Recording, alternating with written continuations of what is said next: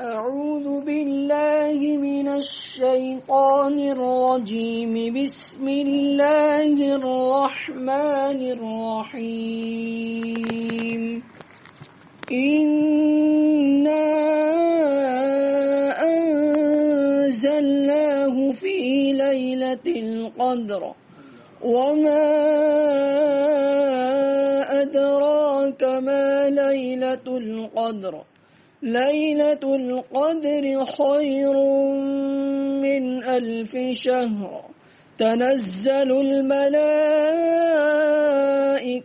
والروح فيها بإذن ربهم من كل أمر. سلام هي حتى مطلع الفجر. صدق الله العظيم. نحمده ونصلي على رسوله الكريم. أما بعد، أعوذ بالله من الشيطان الرجيم. بسم الله الرحمن الرحيم. إنا أنزلناه في ليلة القدر. ليلة القدر خير من 1000 شهر. صدق الله العظيم.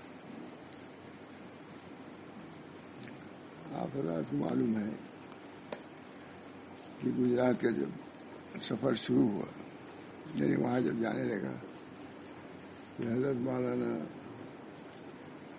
مفکر اسلام سید ابوالحسن ندوی کے یہاں جانا بند ہو گیا، جبکہ میں ہر شب قدر کو وہاں جاتا تھا. حضرت ماں علی میاں کی خدمت میں بریلی تکیہ پر شب قدر عموماً وہیں گزارتا تھا. لیکن جب گجرات جانے لگا تو وہ سلسلہ منقطع ہو گیا. پھر میں نے خط لکھا مولانا کو کہ حضرت یہاں آنے کی وجہ سے جو آپ کی خدمت میں جانے سے فیض پہنچتا تھا وہ بند ہو گیا. اس وجہ سے آج دعا فرمائیں، اللہ کے لیے کوئی مشکل نہیں ہے، وہ فیض کو جاری و ساری رکھے. اللہ تعالیٰ مولانا کو بھی جزائے خیر دے. برابر توجہ رکھتے تھے، دعا بھی فرماتے تھے. اس وقت ذہن میں ایک بات آئی مولانا کہ ہمارے حضرت شاہ صلی اللہ صاحب رحمۃ اللہ علیہ کی صاحبزادیاں 17 دن کے اندر وفات پا گئی تھی. معلوم ہے 17 کو رمضان کو نبیلہ اور 3 شوال کو ہماری اہلیہ عقیلہ کا انتقال ہوا. ایک بہت بڑا حادثہ تھا. اس وقت بھی مولانا علی رابع صاحب کے میں گویا کہ 2 حادثے ہوئے. ایک تو مولانا عبداللہ حسنی جو ان کے داماد تھے، اور یہ مولانا حمدہ یہ بھی داماد تھے. فصل تو ہے 10 دن 15 دن میں، لیکن 2-3 سال پہلے ان کا انتقال ہوا. پھر ان کا تو بہت بڑا ہی حادثہ ہے. تو اس حادثے پر جو حضرت عبدالماجد آبادی نے جو تعزیت نامہ لکھا ہے وہاں شاہ رسول اللہ صاحب کو، تو میں اس کے مطابق پاتا ہوں، اس لیے میں اس کو پڑھتا ہوں، اور ہو سکتا ہے اس کو لکھ کر کے مولانا رابع صاحب کو بھیج دوں گا آپ لوگوں کو بصیرت کے لیے. تو یہ ہے بہت اچھا لکھا.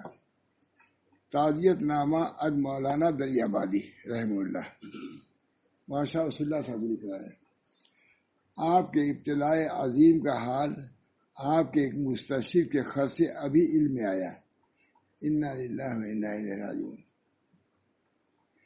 اللہ آپ کے مرتبہ کو زیادہ سے زیادہ بلند کرے. یہ کتنا اچھا لکھا ہے. اللہ تعالیٰ آپ کے مرتبہ کو زیادہ سے زیادہ بلند کرے. یہ سب سامان اسی کا ہو رہا ہے کہ مرتبہ بلند ہو. ایک ہی لخت جگر کی وفات کیا کم تھی کہ جائے کہ 2 کی، اور وہ بھی 2 ہفتے کے اندر. لکھنے کا انداز تو ہے ہی ان کا بہت عجیب زبردست. ایک ہی لخت جگر کی وفات کیا کم تھی کہ چاہے کہ 2 کی، اور وہ بھی 2 ہفتہ کے اندر. اس سے بڑا اور کڑا امتحان کیا ہوگا؟ اس سے بڑا اور کڑا امتحان کیا ہوگا؟ لیکن در حقیقت آپ قابل مبارکباد ہیں. آپ کا ظرف اتنا بلند سمجھا گیا، جبھی تو امتحان اتنا سخت لیا گیا. در حقیقت آپ قابل مبارکباد ہیں. آپ کا ظرف اتنا بلند سمجھا گیا، جبھی تو امتحان اتنا سخت لیا گیا. کوئی لقمان کو حکمت کیا پڑھائے گا؟ آپ خود ہی دوسروں کو تلقین کرتے ہیں، دوسرا آپ کو صبر کی تلقین کیا کرے گا؟ ہاں، آپ کی مثال، آپ کا نمونہ دیکھ کر کم ہمتوں کو بھی ہمت کسی درجے میں بن جائے گی. یہ ہوگا. اللہ تعالیٰ آپ کو لطف بے قرار سے نوازے. اللہ تعالیٰ آپ کو لطف بے قرار سے نوازے. صاحبزادیوں کو کروٹ کروٹ جنت فردوس عطا فرمائے، اور آپ سب کو صبر جمیل عطا فرمائے. والسلام. دعا گو و دعا خواہ عبد الماجد. اس کا جواب دیکھیے حضرت نے کیا مرحمت فرمایا. حضرت مسلم امت کا جواب: واقعی دو صدمے ایک کے بعد دیگر پیش آئے. واقعی ابتلاء عظیم ہے. اب آپ کے ارشادات جو اس ابتلا کے حکمت میں ارشاد فرمائے گئے ہیں بہت کچھ موجب تسلی ہو سکتے ہیں. میں تو اپنے کو ایسا کیسے خیال کر سکتا ہوں، مگر اکابر کے ارشادات کے سوا اور کیا موجب تسلی ہو سکتا ہے. آپ نے کہا ہے، سمجھ گیا نا. خط سرا نے رکھ لیا ہے، گاہے گاہے دیکھتا ہوں اور تسلی کر لیتا ہوں.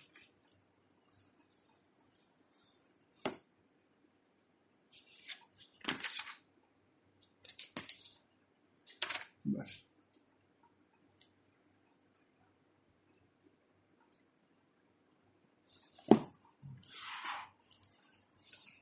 ہے، ٹھیک ہے. جی بھی آ گیا. جی مضمون دوسرا سنانے والا تھا، یہ میں نے کہا اس کے مناسب یہی ہے. انا انزلنا کی سورہ کی تفسیر بہت آسان طریقے سے نے لکھا، سنا دوں. بسم اللہ الرحمن الرحیم. سورۃ القدر مکہ معظمہ میں نازل ہوئی، اس میں 5 آیات ہیں. شروع اللہ کے نام سے جو بڑا مہربان نہایت رحم والا ہے. بسم اللہ الرحمن الرحیم کا ترجمہ: شروع اللہ کے نام سے جو بڑا مہربان نہایت رحم والا ہے. بسم اللہ الرحمن الرحیم کا ترجمہ تو یاد رہنا چاہیے. شروع اللہ کے نام سے جو بڑا مہربان نہایت رحم والا ہے. بے شک ہم نے قرآن کو شب قدر میں نازل کیا ہے، اور آپ کو معلوم ہے کہ شب قدر کیا ہے. اور آپ کو معلوم ہے کہ شب قدر کیا ہے. شب قدر 1000 مہینوں سے بہتر ہے. اب سب کو تھوڑی یاد رہتا، یہ سنا دینا چاہیے اسی موقع پر. بالکل سنانے والا اس کو نہیں تھا. میں نے کہا کہ یہ تو خاص ہے، سنا دیا جائے، قرآن پاک کا ترجمہ ہو جائے، اس سے بڑھ کے بات کیا ہوگا. میں دوسرا سنانے والا. شب قدر کیا ہے؟ آپ کو معلوم ہے کہ شب قدر کیا ہے. شب قدر 1000 مہینوں سے بہتر ہے. اس میں فرشتے اور روح القدس اپنے رب کے حکم سے ہر امر کو لے کر اترتے ہیں. وہ سراپا سلامتی ہے، وہ فجر کے طلوع تک رہتی ہے. یہ رات سلامتی ہے. اللہ ہم سب کو سلامتی دے دے. تصور کیجئے ابھی اسی رات میں ہم لوگ ہیں نا، تو دعا کرنا چاہیے نہیں. اللہ ہم کو کوئی بھائی نہیں بول سکتا. اللہ اسی وقت دے دے ہم سب لوگوں کو سلامتی. فیصلہ کر دے کہ سب کو سلامتی دے دی ہم نے. جیل میں رہتے ہیں بہت سے مجرم، ایک بار حکم ہوتا ہے نکلتا، تم کو رہائی دے دیا، ہوتا کہ نہیں؟ کوئی وجہ ہوئی تو اللہ جو ارحم الراحمین ہے اور حکم الحاکمین جو چاہے فیصلہ کر دے. اگر یہی فیصلہ کر دے کہ ہم سب کو اللہ سلامتی دے، ہمارے متبعین کو بھی، ہمارے اعزہ کو بھی، ہمارے احباب کو بھی، بلکہ سارے عالم کے مسلمانوں کو، تو کوئی تعجب نہیں اور کوئی بئی نہیں اللہ کے لیے. ایشور سلامتی دے دے. آدھی رات کے بعد کا وقت بھی ہے یہ. اللہ ہم سب لوگوں کو ایسے دے دے. اوپر سورۃ القدر کا ترجمہ ہو گیا ہے، جس میں قرآن مجید نازل فرمانے کا اور شب قدر کی برکات کا تذکرہ فرمایا ہے.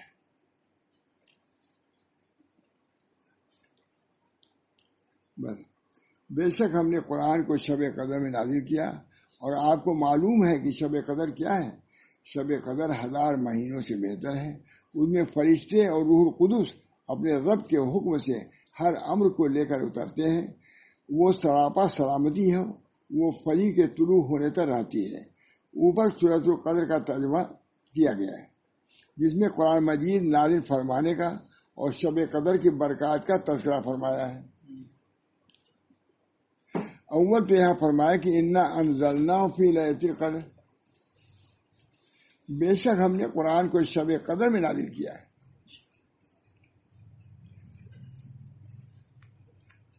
قرآن مجید تھوڑا تھوڑا کر کے 23 سال میں نازل ہوا ہے۔ پھر شب قدر میں نازل ہونے کا کیا مطلب ہے؟ ہمیشہ ہوتا ہی ہے، سنا ہوگا اور بھی، شب قدر میں نازل کیا، جبکہ سب کو معلوم ہے کہ 23 سال میں نازل ہوا ہے، ٹکڑے ٹکڑے کر کے۔ اس کے بارے میں حضرات مفسرین کرام نے فرمایا ہے کہ پورا قرآن مجید لوح محفوظ سے اتار کر سمائے دنیا یعنی قریب والے آسمان میں اتار دیا گیا ہے، وہاں بیت العزت میں رکھ دیا گیا ہے۔ پھر جبریل علیہ السلام حسب الحکم تھوڑا تھوڑا کر کے رسول اللہ صلی اللہ علیہ وسلم کے پاس وحی کے طور پر لاتے رہے۔ تطبیق ہو گئی، ایک دفعہ تو نازل ہوا وہاں اوپر سمائے دنیا پر، پھر تھوڑا تھوڑا کر کے سورہ بقرہ میں فرمایا شہر رمضان الذی انزل فیہ القرآن۔ اس سے معلوم ہوا کہ قرآن کریم ماہ رمضان میں نازل ہوا، کیونکہ شب قدر ماہ رمضان میں ہوتی چونکہ شب قدر ماہ رمضان میں ہوتی ہے، اس لیے اس میں کوئی تعارض نہیں، کوئی بات نہیں۔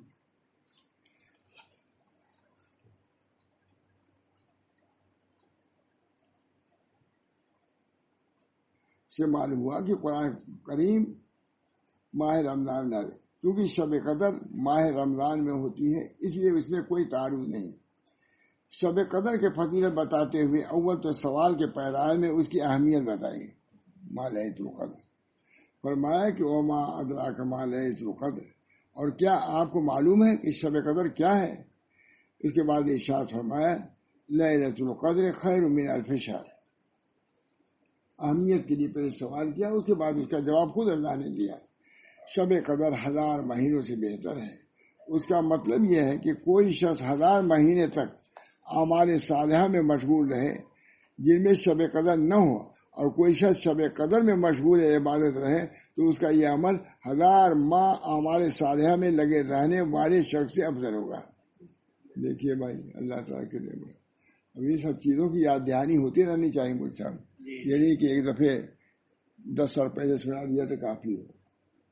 میں اسی لیے سنا رہا ہوں کہ سنایا تو ہو گئی، قدیم ہے تو سنا، لیکن اس وقت بھی سنا رہا ہے۔ میں دوسرا مضمون سنانے والا تھا، یہ اس کا موقع یہ اسی مرمہ لیے، تو اس کا یہ عمل 1000 ماہ ہمارے صالحہ میں لگے رہنے والے شخص سے افضل ہوگا ایک رات۔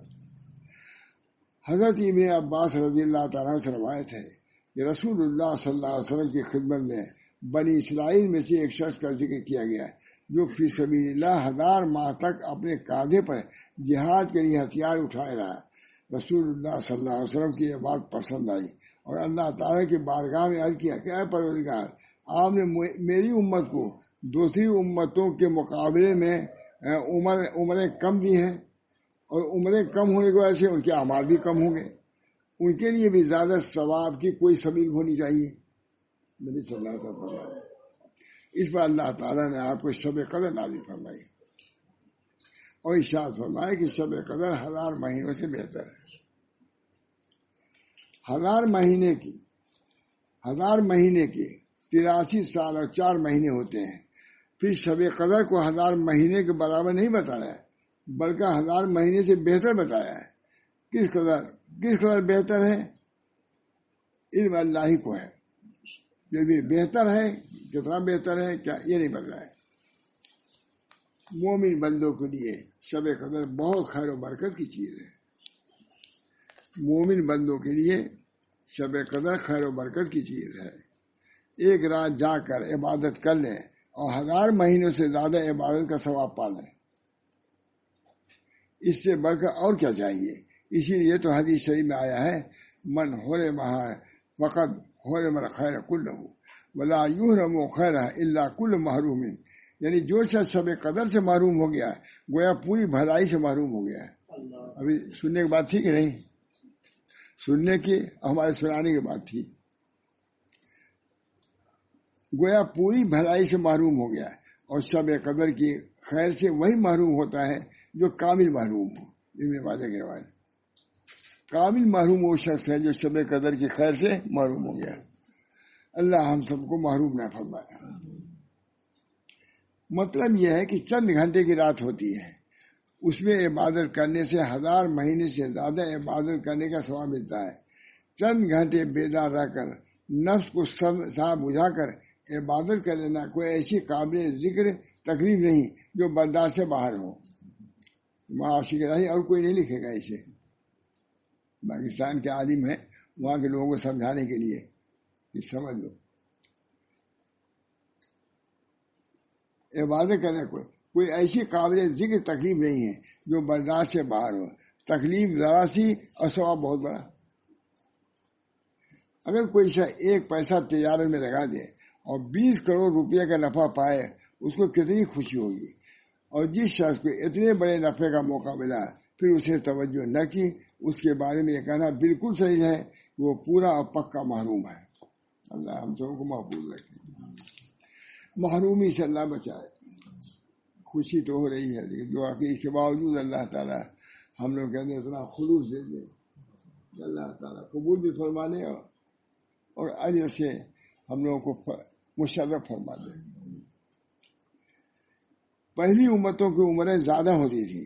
اس امت کی عمر بہت سے بہت 70-80 سال ہوتی ہے. اللہ پاک نے یہ احسان فرمایا ہے کہ ان کو شب قدر عطا فرما دی اور ایک شب قدر کی عبادت کا درجہ 1000 مہینوں کی عبادت سے زیادہ کر دیا.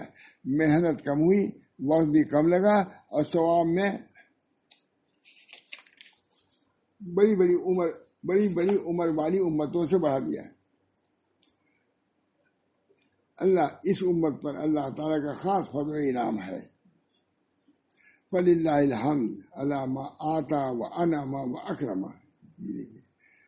فللہ الحمد علی ما آتا وانعم واکرم. اللہ تعالیٰ کا فضل ہے کہ انہوں نے ہمارے کو انعام کیا، اکرام فرمایا. حضرت عائشہ رضی اللہ تعالیٰ نے بیان کیا ہے کہ رسول اللہ صلی اللہ علیہ وسلم نے ارشاد فرمایا کہ رمضان کے آخری عشرے کی طاق راتوں میں شب قدر کو تلاش کرو. یعنی ان راتوں میں محنت کے ساتھ لگو. حضرت عائشہ سے کہہ رہے ہیں. اب ہم لوگ کہہ سکتے ہیں اپنے گھر والوں کو اس کو کہہ سکتے ہی نہیں. آخری ارشاد پر حضرت عائشہ سے کتنی پیاری. حضرت عائشہ نے بیان کیا کہ رسول اللہ صلی اللہ علیہ وسلم نے ارشاد فرمایا کہ رمضان کے آخری عشرہ کی طاق راتوں میں شب قدر کو تلاش کرو. یعنی ان راتوں میں محنت کے ساتھ لگو. ان میں سے کوئی نہ کوئی رات شب قدر ہوگی،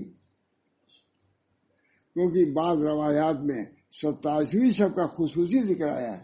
یہ 27ویں رات،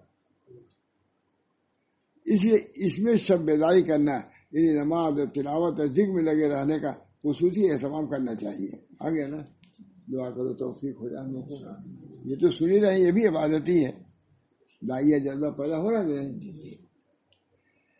کیونکہ بعض روایات میں 27ویں شب کا خصوصی ذکر آیا ہے، اس لیے اس میں شب بیداری کرنا یہ نماز اور تلاوت اور ذکر میں لگے رہنے کا خصوصی اہتمام کرنا چاہیے.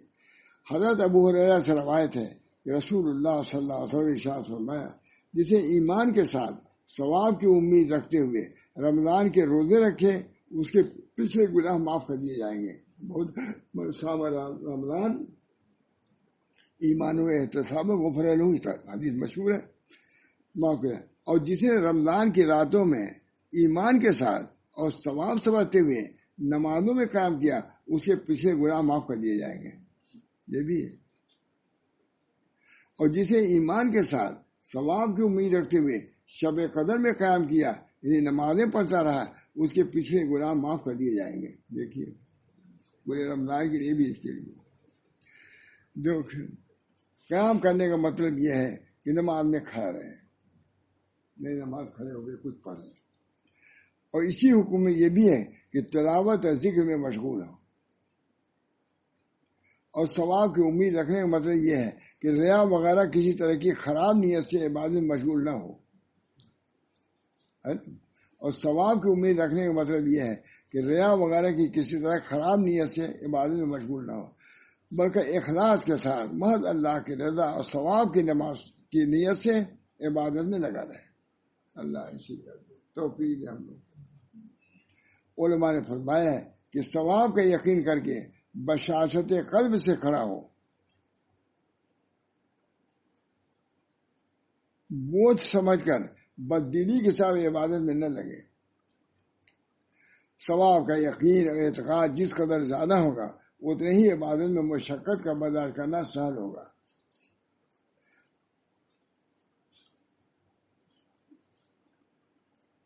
یہی وجہ ہے کہ جو شخص قرب الہی میں جس قدر ترقی کرتا جاتا ہے عبادت میں اس کا انہمام زیادہ ہوتا جاتا ہے. دیکھیے چھوٹا نہیں بلکہ اور زیادہ ہوتا ہے. بہت اچھی بات ہے مرچا ہم لوگ کو جگانے کے لیے. نیز یہ بھی معلوم ہو جانا ضروری ہے کہ حدیث بالا اور اس جیسے احادیث میں گناہوں کی معافی کا ذکر ہے. علماء کا اجماع ہے کہ کبیرہ گناہ بغیر توبہ کے معاف نہیں ہوتے، صغیرہ معاف ہوں گے. پر جہاں احادیث میں گناہوں کے معاف ہونے کا ذکر آتا ہے وہاں صغیرہ گناہ مراد ہوتے ہیں، اور صغیرہ گناہ ہی انسان سے بہت زیادہ صدر ہوتے ہیں. عبادت کا ثواب ملے اور ہزاروں گناہوں کی معافی بھی ہو جائے، کس وجہ نفع کی چیز ہے، نفع عظیم. حضرت عائشہ رضی اللہ تعالیٰ نے بیان فرمایا کہ میں نے رسول اللہ صلی اللہ علیہ وسلم سے عرض کیا کہ اگر مجھے پتہ چل جائے کہ کون سی رات شب قدر ہے تو اس میں کون سی دعا مانگا کروں. آپ نے فرمایا یوں دعا مانگنا، اللہم انک عفو تحب العفو فاعف عنی. اللہم انک عفو تحب العفو فاعف عنی. اللہم انک عفو تحب العفو فاعف عنی. اے اللہ اس میں شک نہیں کہ آپ معاف کرنے والے ہیں. انکا اللہم انکا ہے نا، تاکہ اے اللہ اس میں شک نہیں کہ آپ معاف کرنے والے ہیں، معاف کرنے کو پسند فرماتے ہیں، لہذا مجھے معاف فرما دیجیے. دیکھیے کیسی دعا ارشاد فرمائی، نہ زر مانگنے کو بتایا نہ زمین معافی کا. یہ نہیں کہ یہ کر دیتے تم تو ہماری بیوی ہے، تم جو چاہو کرو، معافی میں مانگنے کی کیا ضرورت ہے. ایسے کر دیتے یہ لوگ تو کہی دیتے بہت سی بات، وہ کیسے کرنے کی ضرورت. یہ نبی عبادت سکھاتا ہے، تواضع سکھاتا ہے، مذکرہ سکھاتا ہے، دعا سکھاتا ہے. دیکھیے کیسی دعا ارشاد فرمائی، نہ زر مانگنے کو بتایا نہ زمین، نہ دھن نہ دولت. کیا مانگا؟ معافی مانگا. بات اصل یہ ہے کہ آخرت کا معاملہ سب سے کٹھن ہے.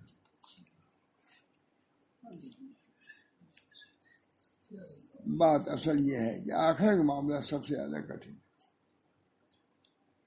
وہاں اللہ کے معاف فرمانے سے کام چلے گا. اگر معافی نہ ہوئی اور خدا نہ خواستہ عذاب میں گرفتار ہوئے تو دنیا کے ہر نعمت اور دولت اور ثروت بیکار ہو جائے گی. اصل شے معافی اور مغفرت ہی تو ہے.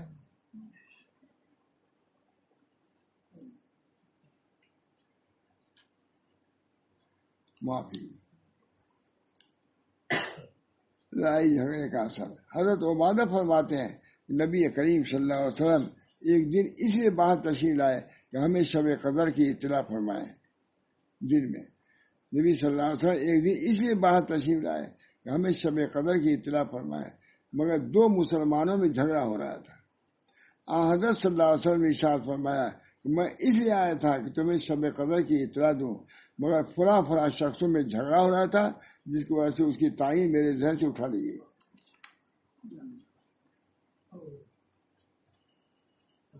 کیا بعید ہے کہ یہ اٹھا لینا اللہ کے علم میں بہتر ہو.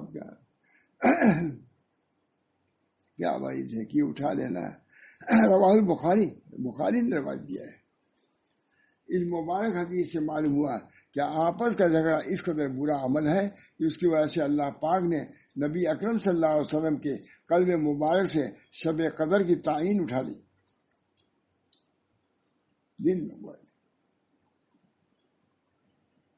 یعنی کس رات کو شب قدر ہے مخصوص کر کے اس کا علم جو دے گیا تھا وہ قلب سے اٹھا لیا گیا.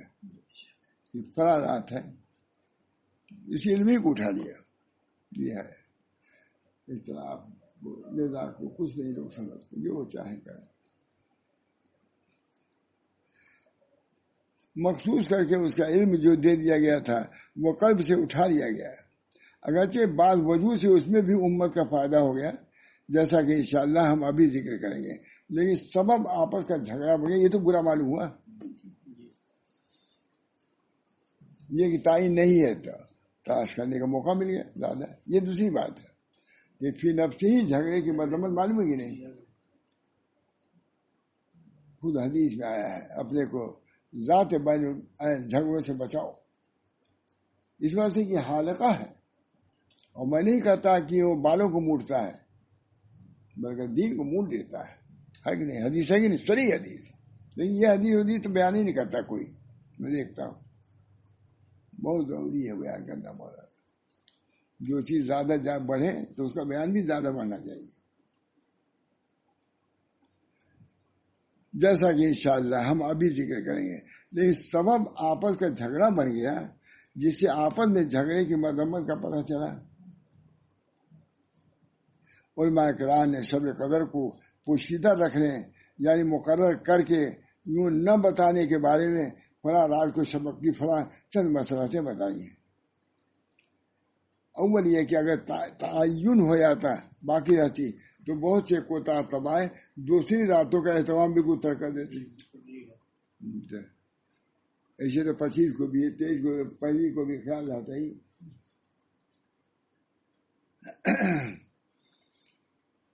اور موجودہ صورت میں اس اعتبار پر شاید آج ہی شب قدر ہو، متعدد راتوں میں عبادت کی توفیق نصیب ہو جاتی.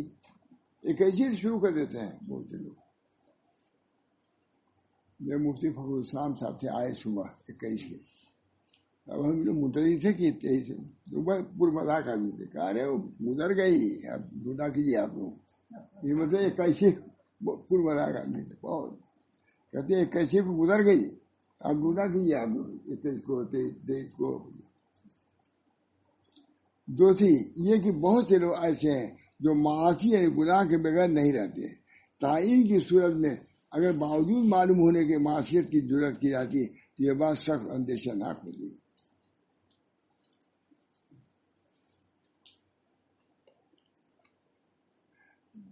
یہ کہ تعین کی صورت میں اگر کسی شخص سے وہ رات چھوٹ جاتی تو آئندہ راتوں میں افسردگی کی وجہ سے پھر کسی رات کا جاگنا بشاست کے ساتھ نصیب میں ہوتا. اور اب بشاست کے ساتھ رمضان کی چند راتوں کی عبادت شب قدر کی تلاش میں نصیب ہو جاتی ہے. چوتھی یہ کہ جتنی راتیں طلب میں خرچ ہوتی ہیں ان سب کا مستقل ثواب علیحدہ ملتا ہے. یہ کہ رمضان کی عبادت میں حق تعالیٰ جل شانہ ملائکہ و تفاخر فرماتے ہیں. لیکن شب قدر میں جو کیا وہ تو ثواب، لیکن اور راتوں میں جو کیا اس کا بھی ثواب ملے گا. اس صورت میں تفاخر کا موقع زیادہ ہے کہ باوجود معلوم نہ ہونے کے محض احتمال پر رات بھر جاگتے ہیں اور کئی رات جاگتے ہیں اور عبادت میں مشغول رہتے ہیں. اور ان کے علاوہ اور بھی مسائل ہو سکتے ہیں. جھگڑے کی وجہ سے اس خاص رمضان مبارک میں تعین بھلا دی گئی اور اس کے بعد مسائل مذکورہ یا دیگر مسائل کی وجہ سے ہمیشہ کے لیے تعین چھوڑ دی گئی. اس میں بھی امت کے لیے خیر ہی ہے. جو بھی تو تنزل الملائکۃ والروح فیہا بإذن ربہم من کل امر. اس رات میں فرشتے اور روح القدس اپنے پروردگار کے حکم سے ہر امر کو لے کر اترتے ہیں. ملائکہ کے ساتھ روح بھی فرمایا جسے جمہور علماء کے نزدیک حضرت جبریل اسلام مراد ہے اور ملائکہ اس کے ساتھ جبریل اسلام بھی ہے. اسی لیے ترجمہ لفظ روح القدس اختیار کیا گیا ہے. بعض حضرات نے روح کا ترجمہ رحمت بھی کیا ہے. بالکل امر کی تفسیر کے بارے میں روح معنی میں چند اقوال لکھے ہیں. ان میں سے ایک یہ ہے یہ فرشتے اللہ کی طرف سے ہر طرح کی خیر و برکت لے کر کے نازل ہوتے ہیں.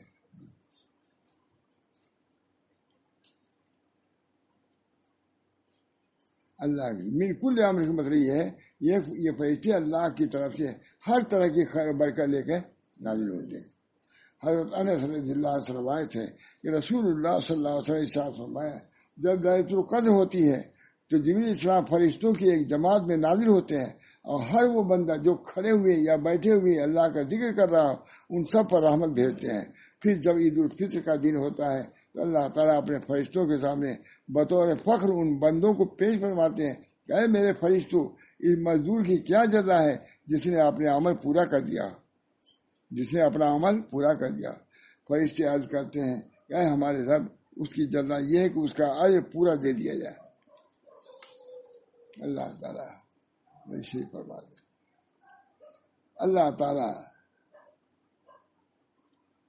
تعالیٰ کا فرمان ہوتا ہے کہ اے میرے فرشتوں میرے بندوں اور میرے بندیوں نے میرا فریضہ پورا کر دیا جو ان پر لازم تھا، اب گرانے کے لیے نکلے ہیں. قسم ہے میرے عزت و جلال اور کرم کی اور میرے علو و ارتفاع کی، میں ضرور ان کی دعا قبول کروں گا، مردوں کے لیے بھی عورتوں کے لیے بھی. پھر بندوں کو ارشاد ہوتا ہے کہ میں نے تم کو بخش دیا ہے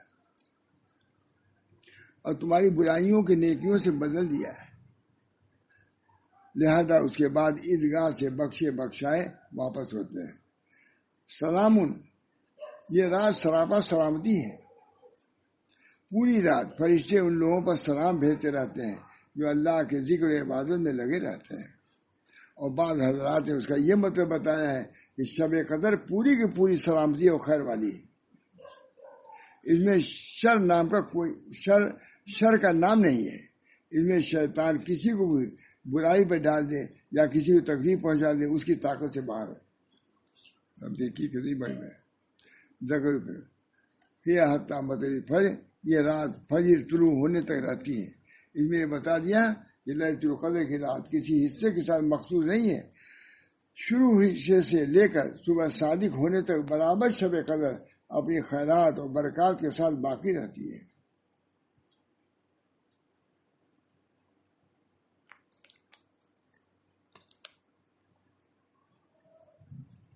ہمیں بحث کیا جائے تو شب برات وغیرہ.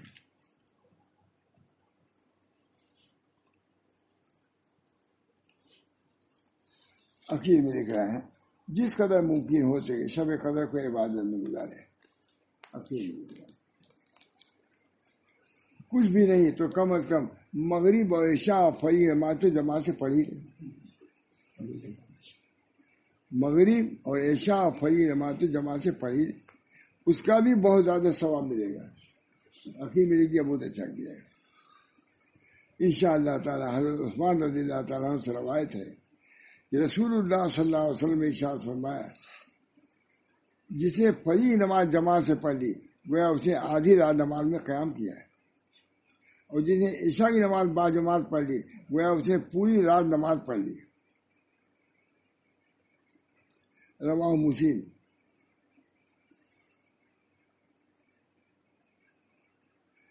وهذا آخر تفسير سورة القدر والحمد لله الذي أكرم هذه الأمة بها وأنعم عليها والصلاة والسلام على سيد الرسول الذي أنزلت عليه وجاء بها وعلى آله وصحبه ومن تلاها وعمل بها. اللہ تعالیٰ قبول فرمائے. دعا کیجیے ہم لوگوں کو اس کے مطابق توفیق بھی دے. جو بھی تھوڑا بہت ہو کچھ تو ضروری کر لینا چاہیے. اللہ ہم سب کو توفیق دے اور قبولیت عطا فرمائے. اللہ تعالیٰ کیا وقت ہوا لیکن انشاءاللہ العزیز کچھ ضرور داعیہ اور جذبہ پیدا ہوا، حرکت پیدا ہوئی. اللہ عمل کی توفیق دے ہم کو بھی، ہمارے تمام متعلقین کو بھی، پورے سارے عالم کو بھی. پریشانی کا عالم ہے وہ صاحب، بہت زیادہ تلے ہوئے ہیں یہودی مسلمانوں کو ختم کر دے. اللہ ان کے شر سے محفوظ رکھے. نمازوں کے اندر حملہ کر رہا ہے، بہت پریشانی ہے. اس رات میں ان کے لیے بھی دعا کیجیے اور جو یہاں پریشانیاں ہیں ان کے لیے بھی دعا کیجیے. اللہ تعالیٰ باہم اتحاد اتفاق پیدا کر دے ممالک اسلامیہ میں، ممالک اسلامیہ میں اتحاد، سربراہان ممالک اسلامیہ کے اندر خوف و خشیت کی والی کیفیت پیدا فرما دے، تمام مسلمانوں کی مغفرت فرمائے اور ان کے جو مقاصد حسنہ ہیں اللہ ان کو پورا فرمائے۔ ظاہر ہے کہ حرمین شریفین کے علاوہ وہ بھی تو حرم ہی ہے، اس کی بھی اہمیت ہے، بہت اہمیت ہے، بہت اہمیت ہے اس کی بھی، بڑے اس کے اندر بھی بہت انوار ہیں۔ اللہ تعالیٰ فرمائے کیا ہے، سبحان الذی اسری بعبدہ لیلا من المسجد الحرام الی المسجد الاقصی الذی بارکنا حولہ لنریہ، اس کے ارد گرد بھی برکتیں ہیں، بارکنا حولہ اسی کے متعلق ہے نا حرم میں۔ اس بنا پر اللہ تعالیٰ وہاں کے برکات سے ہم لوگ کے یہاں بیٹھے ہیں، نوازے تو کیا تعجب ہے۔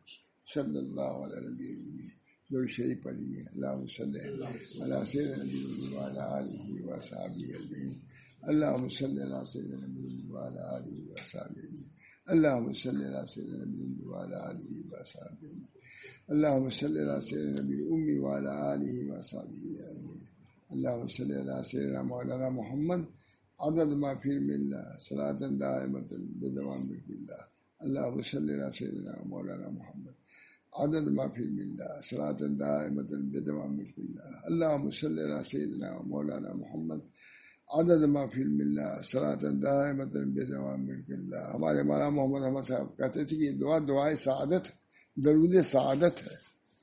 باروں میں یہ کہنا کہ یہ پانی اوپر آیا گیا تھا تو یہی درود شریف تھا، یہ لوگوں کو انداز یہی ہے۔